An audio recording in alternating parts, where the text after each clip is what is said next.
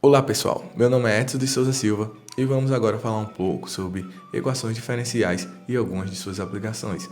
Mais precisamente, vamos falar um pouco sobre equações diferenciais ordinárias.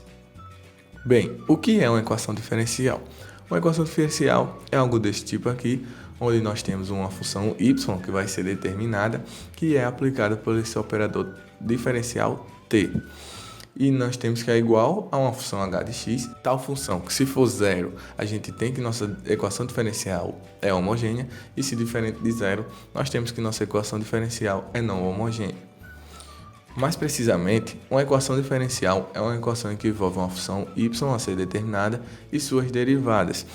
No caso da equação diferencial ordinária, a gente tem que nossa função a ser determinada tem apenas uma variável. Temos aqui a forma geral de uma equação diferencial ordinária de primeira ordem, termo em que apresenta derivado de primeira ordem, né? E aqui uma forma geral da equação de segunda ordem, que é justamente algo deste tipo, onde aqui a gente tem o termo em que envolve a derivada de segunda ordem da nossa função a ser determinada, e aqui um EDO de ordem n, ou seja, apresenta a enésima derivada em que a gente vai ter. Ou seja, dá para perceber que a ordem da equação diferencial é dada pela ordem da maior derivada que apresenta na equação. Mas qual a importância dessas equações? Bem, as equações diferenciais têm bastante influência no nosso dia a dia, pois elas nos ajudam a entender melhor o mundo. Como assim entender melhor o mundo? Ou seja, fenômenos naturais em que acontecem ao nosso redor todo o tempo podem sim ser modelados como uma equação diferencial. Temos aqui alguns exemplos, de aplicações de equações diferenciais, a qual nos vai ajudar a modelar esses problemas em equações. Por exemplo, temos aí a propagação do calor, onde a gente pode saber em um determinado tempo qual vai ser a temperatura nesse ambiente. Portanto, as equações diferenciais, com suas aplicações, nos ajudam a entender melhor o nosso dia a dia, pegando problemas de fenômenos que acontecem diários e modelando em equações diferenciais. Agora vamos ver alguns exemplos de aplicações, como o exemplo do crescimento populacional. Bem, o crescimento populacional apresenta dois modelos, o modelo exponencial e o modelo logístico.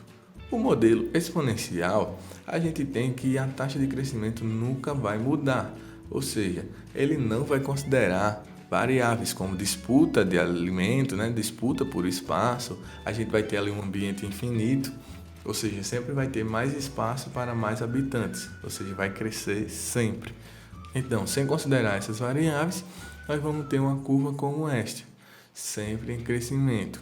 Diferentemente do modelo exponencial, a gente tem aqui o modelo logístico, onde a partir de um certo tempo a gente vai ver que nossa curva vai mudar, Pois a partir de um certo momento a gente vai ter a competição por espaço, a gente vai ter a disputa por alimento, ou seja, até um certo tempo do crescimento dessa população, a gente vai começar a ter variáveis. E na competição por espaço, a gente vai ter algo chamado como o limite de ambiente, capacidade máxima do ambiente, assim fazendo com que a curva, a partir de um certo tempo, ela venha a mudar. Outra aplicação bastante importante para as equações diferenciais são os circuitos elétricos. Como por exemplo aqui, nós temos um circuito indutor-capacitor, abreviado em LC. Esse circuito é bastante importante, como por exemplo, ele é utilizado bastante em transmissões sem fio, como as comunicações de rádio, A gente tem ali ele tanto é importante em emitir quanto receber o sinal. Outro circuito bastante importante é o circuito resistor-indutor, abreviado como RL.